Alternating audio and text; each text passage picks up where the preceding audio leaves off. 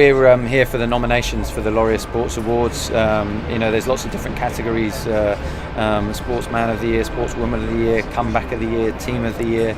And I'm lucky enough to have been a Laureus ambassador for about a year.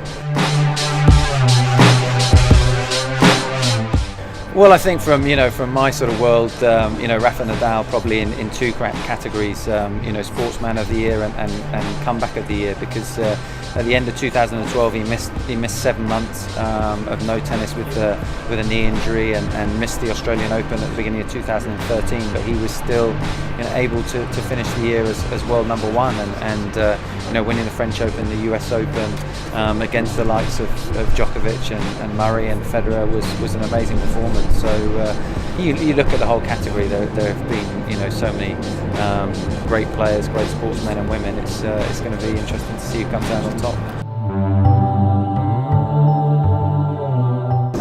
Well, that's it. I mean, who knows what to expect? I think the beauty of tennis over the last 5 or 6 years has been the sort of dominance of the top four with Federer, Nadal, Djokovic and Murray.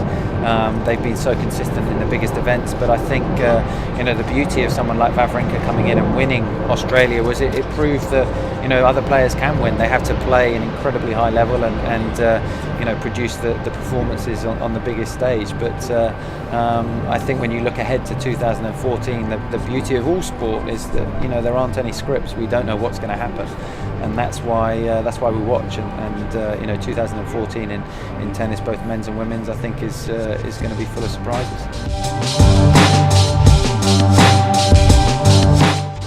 Well, I think looking at Wimbledon, I'd be very surprised if there is someone coming outside of Murray, Djokovic, Federer, and Nadal. I think those four play so well on grass. I think there are less good grass court players than say some of the other surfaces. So I would be even more surprised if someone from outside the top four were able to, out of those top four players, were to win Wimbledon. But no, Wawrinka's shown it can be done. An outsider, I think, Dimitrov, I'll be very interested to see how he's going to play this year. He's got a massive amount of talent and he's sort of adding, I think, the mental substance to his game, and I think he's going to have a big future.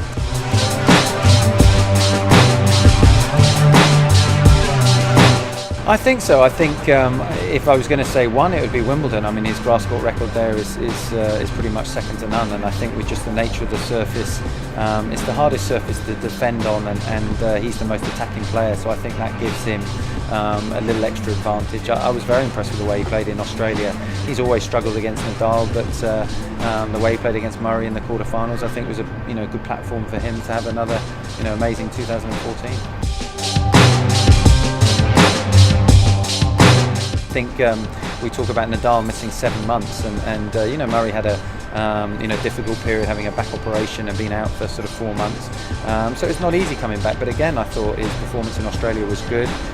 He looks very fit and strong, and back playing tournaments, and that's what I think he needs. He needs the match play now and more tournaments, more matches under his belt, and once he gets that, then I'm sure he'll be challenging for the biggest titles in 2014.